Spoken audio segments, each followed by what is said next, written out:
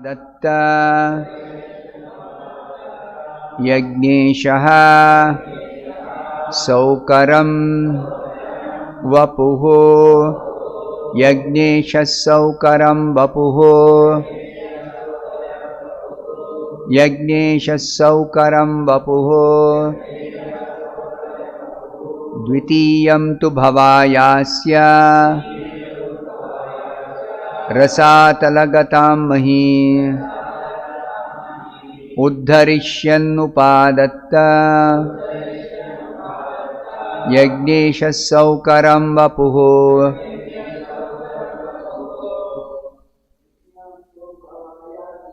द्वितीयं तु भवायास्य रसातलगतां महीम् उद्धरिष्यन्नुपादत्त यज्ञेशः सौकरं वपुः द्वितीयं तु भवायास्य रसातलगतां महीम् उद्धरिष्यन्नुपादत्त यज्ञेशः सौकरं वपुः.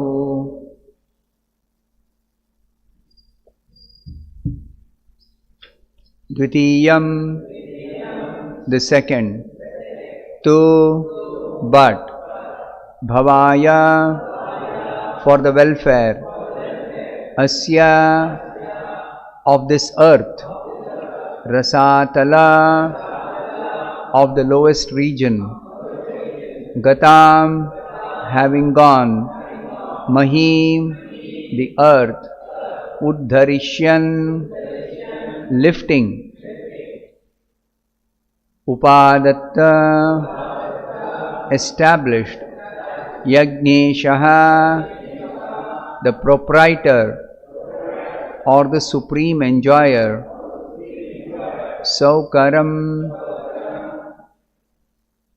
hoggish, vapuhu, incarnation. Translation and purport by His Divine Grace A.C. Bhaktivedanta Swami Prabhupada. Translation: the supreme enjoyer of all sacrifices accepted the incarnation of a boar, the second incarnation, and for the welfare of the earth, he lifted the earth from the nether regions of the universe.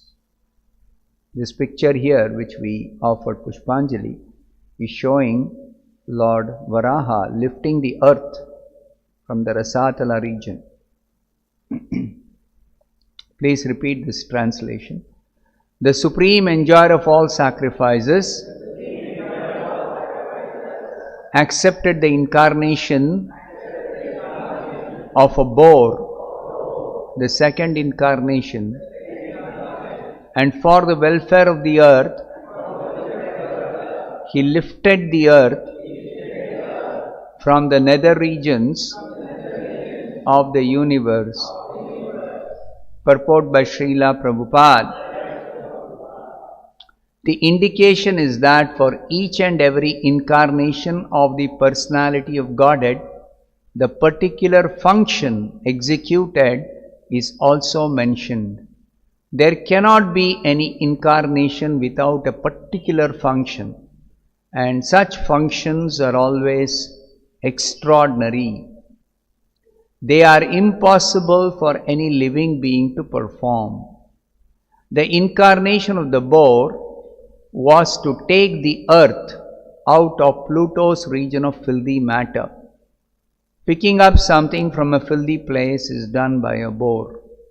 And the all-powerful personality of Godhead displayed this wonder to the asuras who had hidden the earth in such a filthy place.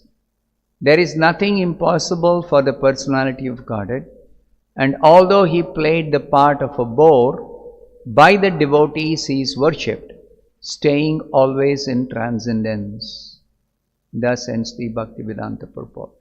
Om Ajnanatirmirandasya Jnananjana Shalakaya Chakshurunmilitam Yena Tasmai Shri Gurave Namaha Nama Om Vishnupadaya Krishna Preshtaya Bhutale Srimate Bhaktivedanta Swamin Niti Namine Namaste Saraswate Deve Gauravani Pracharine Nirvishesha Shunyavadi Paschatya Deshatarine Jaya Shri Krishna Chaitanya Prabhu Nityananda Shri Advaita Gadadhara Srivasadi Gaura Bhakta Vrinda Hare Krishna Krishna Krishna Hare Hare Hare Rama Rama Rama Hare Hare.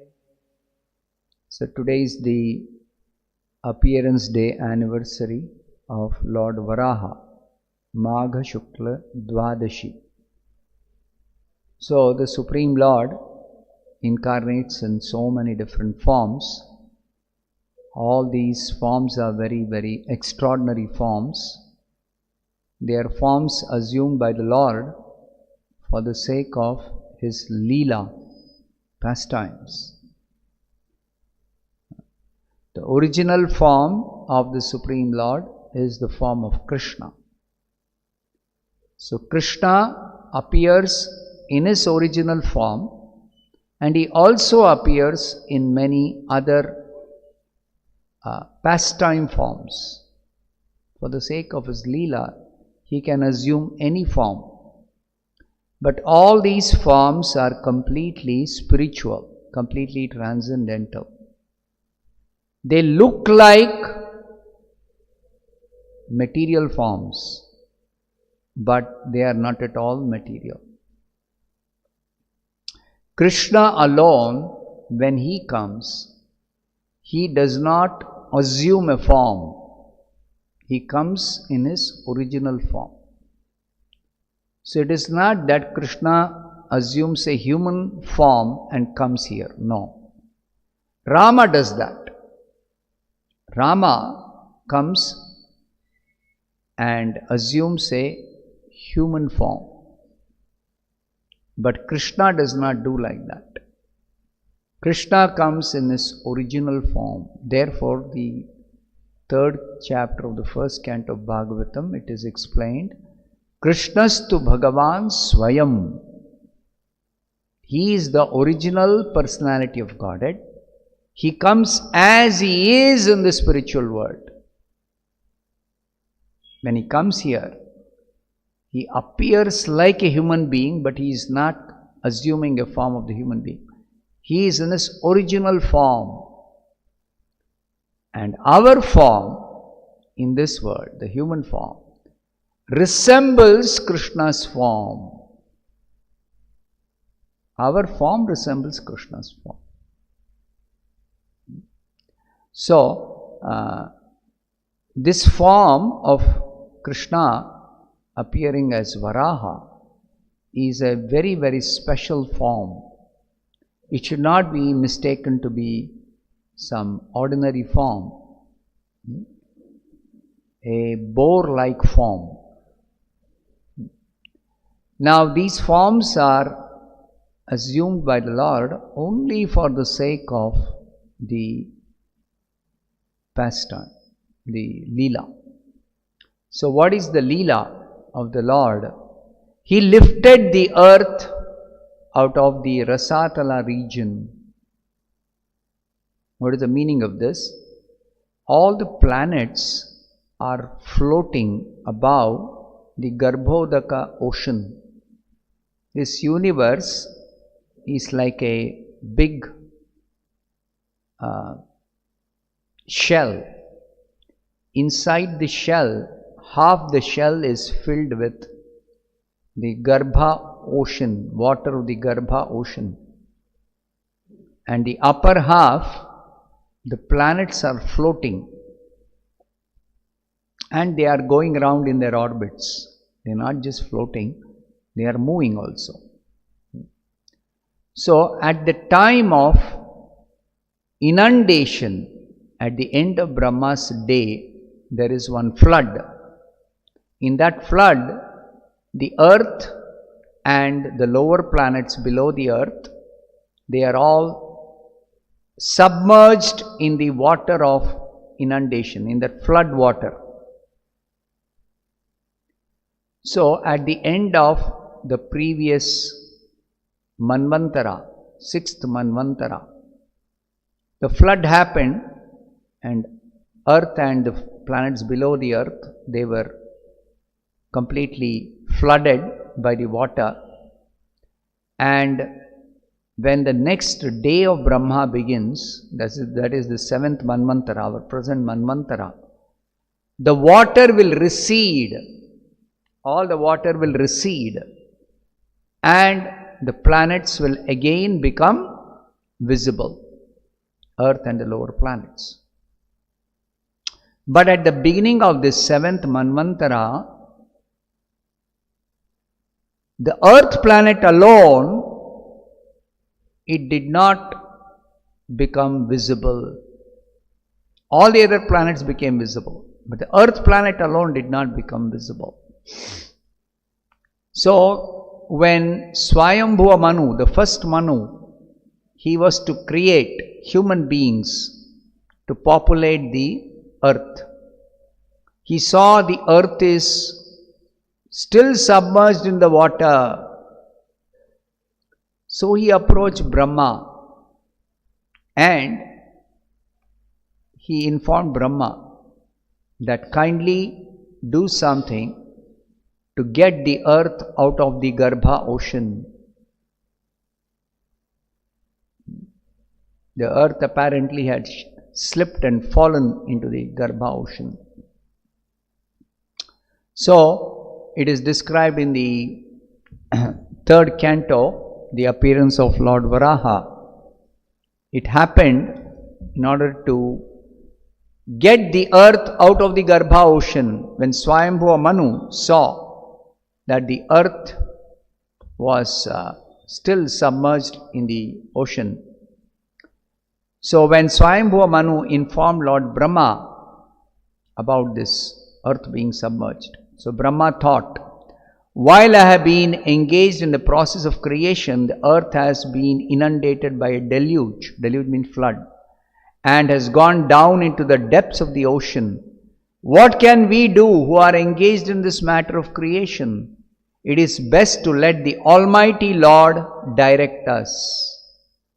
Brahma expressed his inability to lift the earth. Neither could any of the other devatas do anything. It is not possible. So Brahma prayed to the Supreme Lord to do something, to suggest what can be done.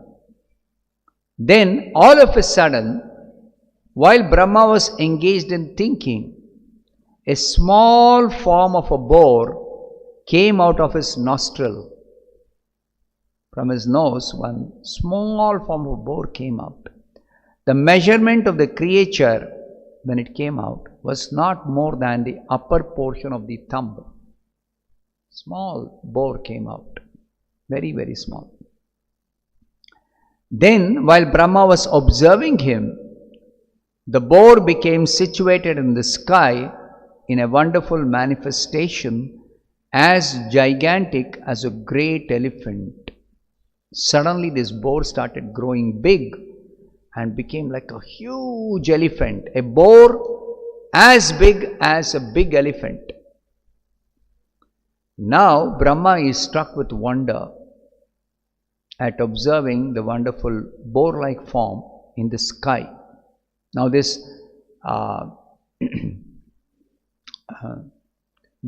form of the boar is not standing on the planet. Now this is happening on the Brahmaloka planet because the earth is submerged.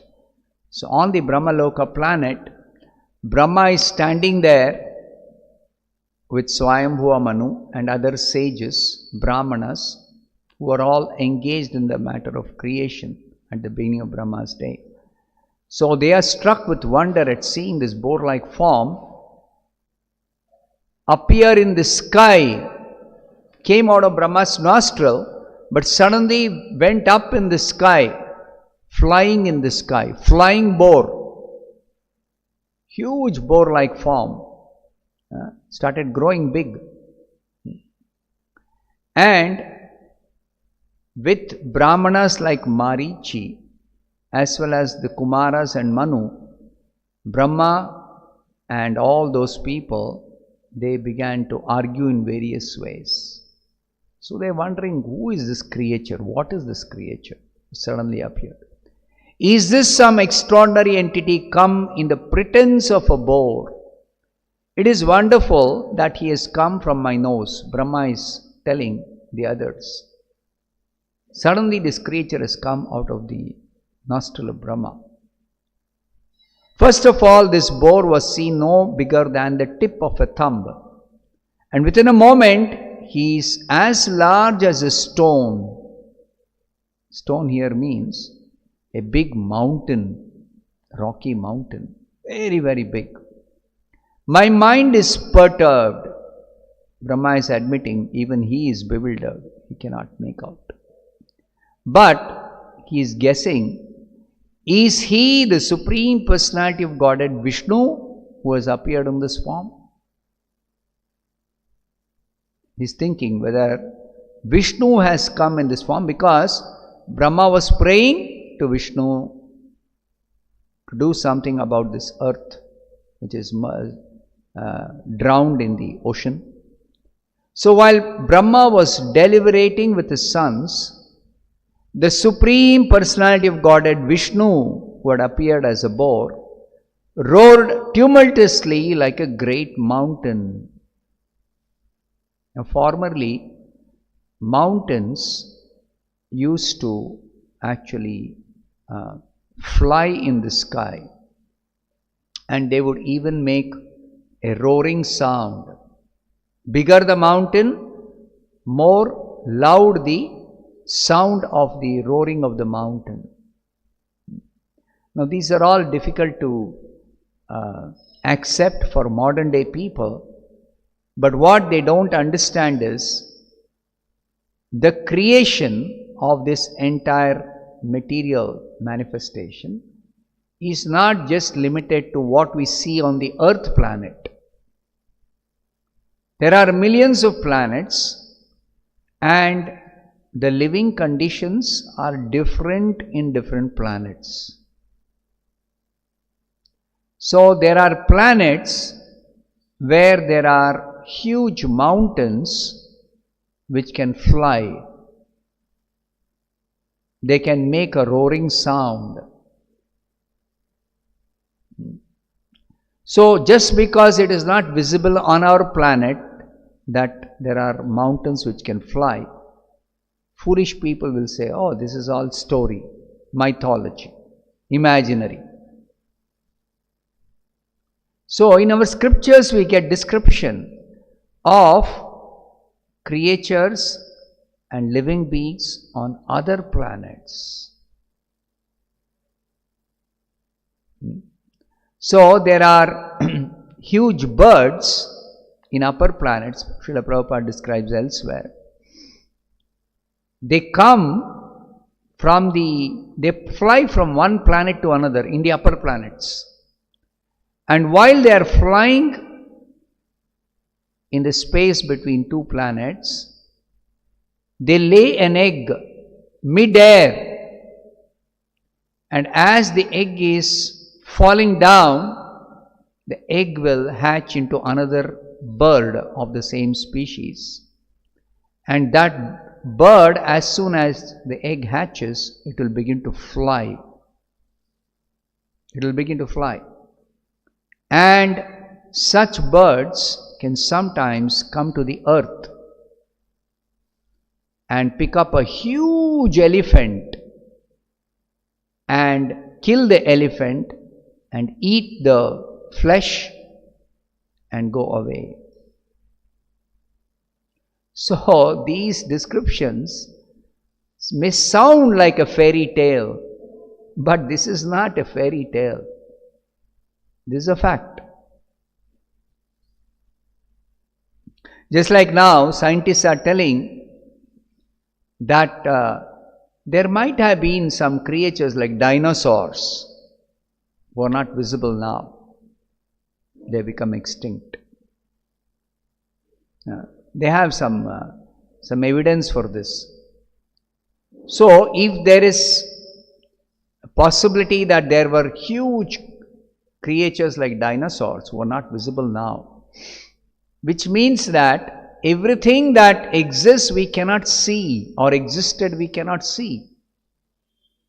So why should we simply disbelieve the Shastra, which is giving perfectly knowledge about the truth, the reality? So it requires that we develop faith in transcendence. This is called Shraddha, and it is the basis of bhakti. Shraddha means our senses and our intelligence and our abilities are limited. We cannot comprehend about the totality of what exists in this creation by our own sense perception, by our own imagination, by our own analysis. With our limited knowledge, we cannot. There are so many things which are beyond our comprehension. Very simple. At night in the sky, we can see so many luminaries. And scientists do agree that some of them are so very far away. They say their distance is measured in light years. We can't even imagine what a light year distance is. The distance traveled by light in 1 year's time.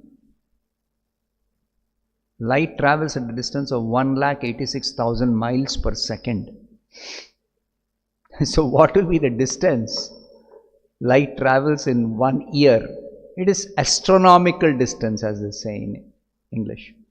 So these distances, if stars are there or luminaries are there, who can even imagine what it is like on those stars? What is life like on those stars? It is so far away.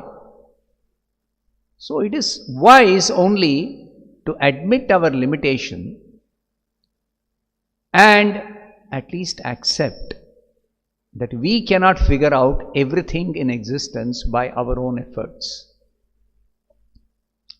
So the Shastras are specially meant to educate us, to give us knowledge about the reality of the truth, which is specially beyond our comprehension. So the Shastras say the Supreme Lord is beyond our comprehension. And apart from the Supreme Lord, lot of other things which are also His creation are also beyond our comprehension. So the Supreme Lord has got a specific name, Adhokshaja. Adakritaha Akshaja Jnanam.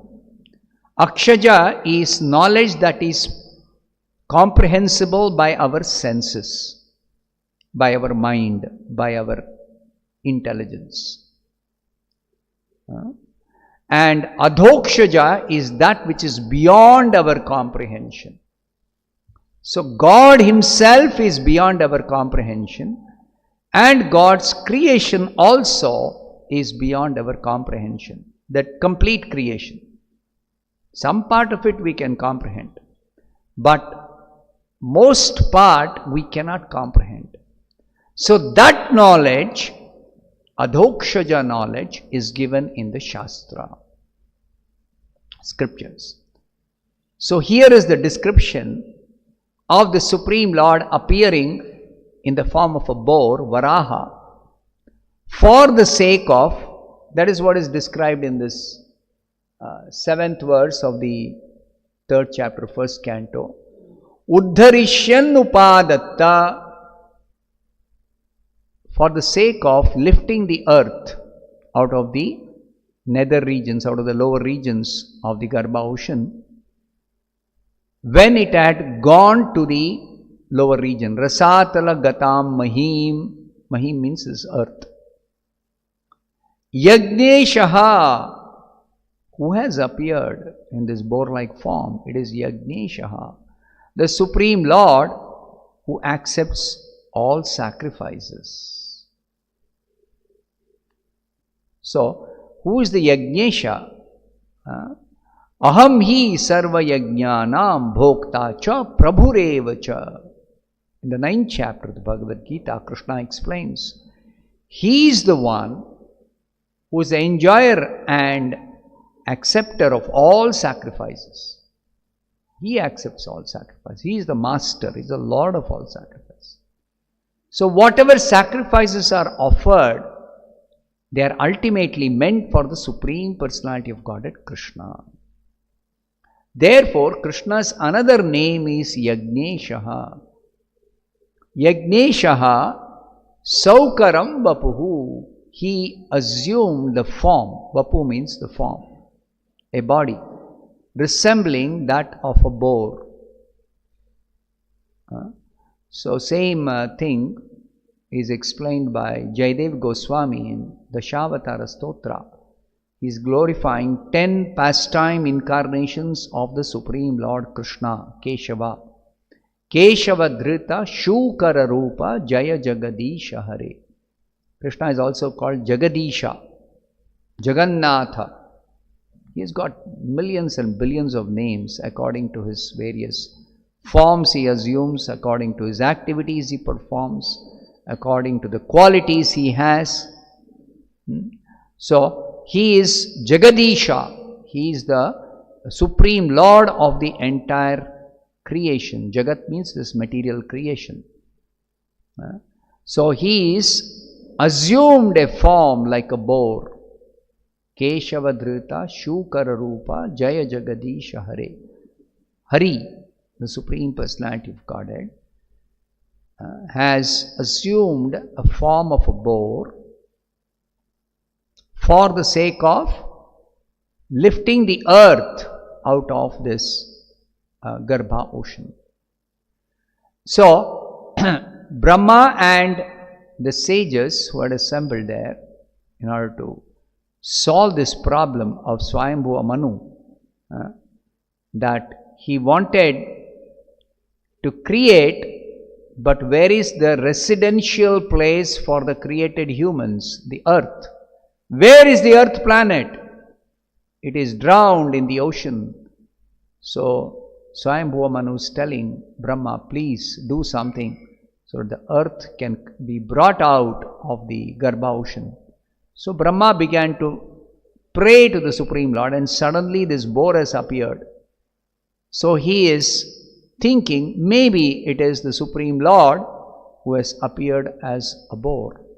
So to confirm that the Supreme Lord Vishnu himself has appeared as a boar, the Lord roared very loudly, making a sound which was very, very loud. Now, what is the confirmation? How is it confirmed for Brahma and the sages that it is the Supreme Lord who has appeared in the form of a boar? So the Lord roared very loudly. Now, very loudly here means Brahma and the other sages who are involved in the creation, they can understand if it is the roaring of a big mountain, proportionate to the size of the mountain, the volume of the roaring will be more or less. But here, when the Supreme Lord is roaring like a big mountain, the sound is disproportionate to the size of the boar who's appeared like a big mountain. That means the roaring was very, very, very, very, very loud. And that roaring was heard all over the universe. That roaring was heard all over the universe. So no creature, including big mountains, can roar as loudly as the sound can be heard all over the universe. Another instance I will just mention. When the Lord came out of the pillar as Narsimha, He came out with a roaring sound, and that sound was heard all over the universe. So this is confirmation that the sound is being made by the Supreme Personality of Godhead. So Brahma got confirmation that this boar which has appeared is Lord Vishnu himself. The confirmation was by the sound of the roaring sound of the boar incarnation. So next the description is, the omnipotent Supreme Personality of Godhead enlivened Brahma and the other highly elevated Brahmanas by again roaring with his uncommon voice, which echoed in all directions. Second time he roared. Just in case, did we hear something? Sometimes when something extraordinary or unusual happens, sometimes people may think, oh, we are imagining something. No, it's not your imagination. The Lord, to confirm, second time he roared as loudly as he had roared the first time. And then the second time there was also an echo to further confirm that actually the Lord has roared very loudly, and Brahma and the other elevated Brahmanas, they got confirmation that the Supreme Lord has appeared to solve this problem that they have. When the great sages and thinkers who are residents of Janaloka, Tapoloka and Satyaloka heard the tumultuous voice of Lord Boar, which was the all-auspicious sound of the all-merciful Lord, they chanted auspicious chants from the three Vedas. Now who could recognize this? The great personalities who live on the upper planets, Janaloka, Tapoloka, Satyaloka, the three upper planetary systems. They recognized, here is the Supreme Lord who has appeared as a boar, and he is the Supreme Lord. So in order to offer prayers to him, they began to chant auspicious prayers from the three Vedas. The Vedas are just meant for glorification of Krishna.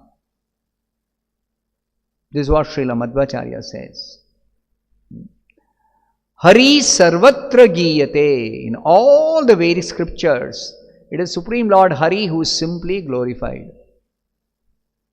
But those who are not conversant with the Vedic information properly, they think the Vedas contain some rules, some regulations, some Karma Kanda section which is meant for how to perform some sacrifice for elevation to heavenly planets, for getting some material benefit, like this. But actually, the Acharyas explain, the Vedas are simply glorifying the Supreme Lord. Different aspects of the Lord's personality, His forms, His names, His activities, His laws, His mercy, His qualities, like that. So these residents of the Janaloka, Tapoloka, Satyaloka, they all began to offer prayers from the three Vedas to glorify the Lord who had appeared as a boar. Playing like an elephant, he entered into the water after roaring again in reply to the Vedic prayers. The third time he is roaring after they began to chant the Vedic prayers, confirming that he is the Supreme Lord who has appeared in this form, and he entered into the water. Now, normally a boar cannot fly in the sky. So, the Lord's activities are extraordinary. Extraordinary. No living being can perform such activities. Some magician simply from the air, apparently he is bringing some gold and giving. People are thinking he is God. What a magician can do is not the confirmation that somebody is God. Even if that gold is real gold. Of course, magician, he does some trick to entertain the audience. Maybe some yogi can actually produce gold, but simply because a yogi can do it, that is not the power of God. That's not the limit of the power of God. Prabhupada says God can produce gold mines. He did that when he created this world. So much of gold is there in the mines, and people have been mining since so many millions of years. And still they are mining. Mining has stopped? No, it has not stopped. Even though so much gold is already there. Right? So what is the power of God to produce gold? That we should understand. Unlimited means he has actually buried unlimited gold beneath the surface of the earth planet in different places. So that is the power of God. So don't be captivated by somebody producing some small quantity of gold. Don't be captivated. That is not the power of God. Similarly, the Supreme Lord appearing as in a wonderful boar-like form, a transcendental form, not a dirty form. Normally, boar is a filthy creature. But the Lord, as is depicted here in this picture, glowing very brilliantly, because he has got his spiritual effulgence called Brahma Jyoti. So he's glowing very brilliantly. No boar glows so brilliantly, ordinary boar. So very brilliant glow is there from the Lord. He is flying in the sky. He is as big as a gigantic mountain. And after accepting the prayers, he is going to now solve their problem. He is diving into the Garbha ocean. And what happened when he actually entered the water? He has gone in to get out that earth planet. But when he was diving inside, it is described here. Okay. Before entering the water to rescue the earth, Lord Boar flew in the sky, slashing his tail, his hard hairs quivering. His very glance was luminous. His eyes were very bright, brilliant. And he scattered the clouds in the sky with his hooves and his white glittering tusks. The wild boar has got two tusks, white tusks. But this white tusk was not just white tusk, it was glowing, glittering very brilliantly. Everything about the Lord is extraordinary, nothing is ordinary. When he appears in any form, he is extraordinary form. Adbhuta. This word is used by Jayadeva Goswami to describe Narsimha's avatara. Keshava, what is that? Tavakara kamalavare nakam adbhuta shringam. Adbhuta. Extraordinary beauty the Lord displays. Even though he appears as a boar, in our ordinary experience, boar is a filthy creature. What beauty will the boar have? Filthy creature. But the Lord's form as a boar is extraordinarily beautiful. Extraordinarily beautiful. So glittering white tusks. and luminous eyes. And it is described here, he was personally the Supreme Lord Vishnu and was therefore transcendental. Vishnu is always transcendental, whichever form he appears. Yet, because he had the body of a hog, he searched after the earth by smell. Just like a earth goes around searching for something by smell, he also was searching for the earth by smell. His tusks were fearful, and he glanced over the devotee Brahmanas engaged in offering prayers. This is the merciful glance of the Lord over his devotees. He acknowledged their prayers by mercifully glancing at them. Thus he entered the water. Now, when he entered the water, what happened? Diving into the water like a giant mountain, Lord Bod divided the middle of the ocean, and the two high waves appeared as the arms of the ocean, which cried loudly as if praying to the Lord, O Lord of all sacrifices, please do not cut me into two, kindly give me protection. Ocean itself became very disturbed because such a huge form is diving with such a great force. So the ocean water was very disturbed, as if the ocean itself is going to split into two halves. Like that, the ocean personified began to pray to the Lord, kindly do not cut me into two, please protect me. So Lord Bod penetrated the water with his hooves, which were like sharp arrows, and found the limits of the ocean, although the ocean was unlimited. This Garbha ocean is very, very huge. It is half the universal shell in size. So no ordinary creature can go into the ocean and reach the bottom of the ocean, because it's a very, very huge ocean. Elsewhere it is described this earth is 4 billion miles in diameter. So the radius of the earth will be 2 billion miles. So the Lord has gone inside the ocean 2 billion miles. 2 billion miles he has gone into the ocean. So he found the earth lying as it was in the beginning of creation, and he personally lifted the earth. So how big should have been the form of Lord Bod, Varaha?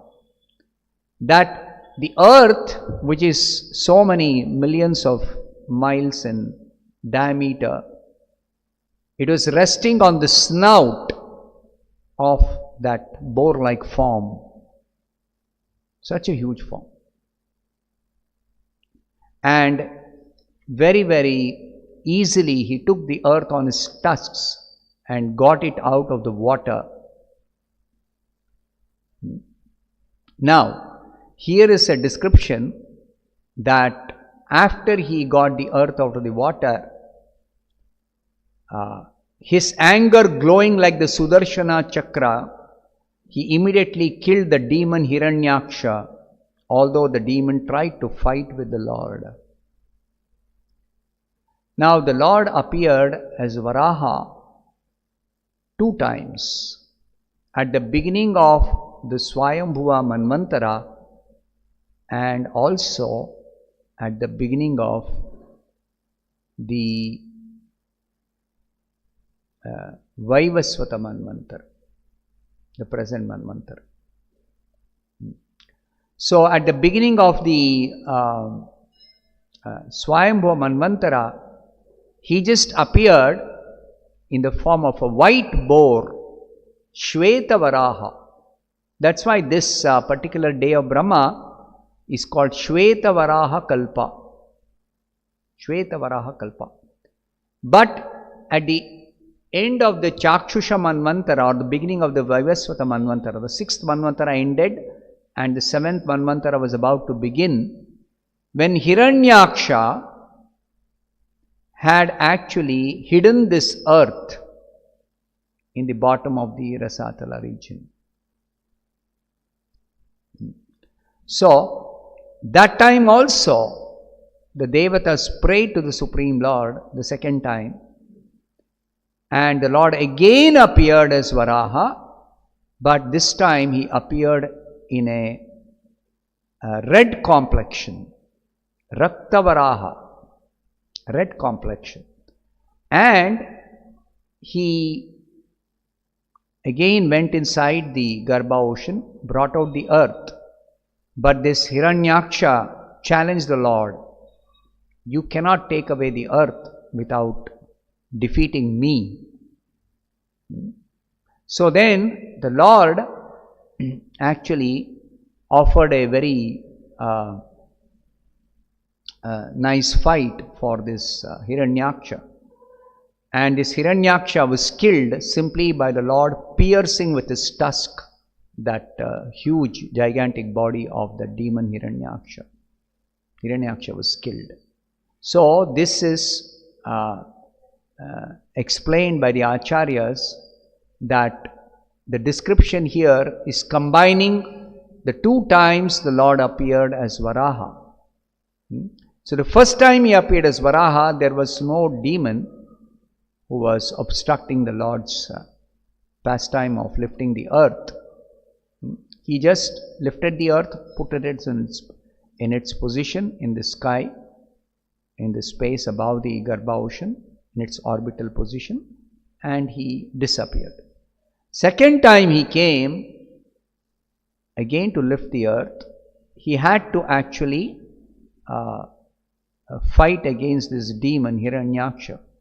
So he delivered Hiranyaksha by killing him, and the earth was placed again in the proper position so that Swayambhu Manu could actually perform his work of creating the human beings, populating the earth, because the earth is the residential place not only for human beings but for so many other creatures.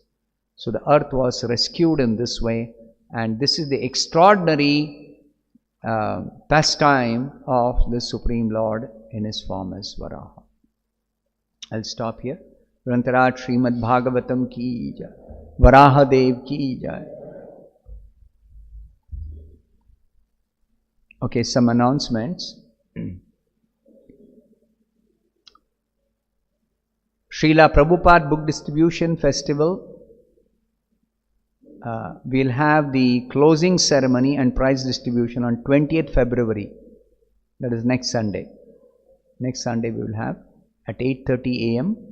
Request all the devotees to be present for this evening, for this event next Sunday morning 8:30 a.m. Then tomorrow we are celebrating Sri Nityananda Trayodashi. Tomorrow Monday, February 14th, is the appearance day anniversary of Lord Nityananda. He is Lord Balaram himself, who incarnated when Krishna incarnated as Chaitanya Mahaprabhu about 500 years back. We'll be having a grand abhishek for the deity of Sri Sri Nitai Gauranga in the evening, followed by Arati, Kirtan and Prasadam feast. Tomorrow is also fasting till noon for those who are following this, observing this fasting schedule.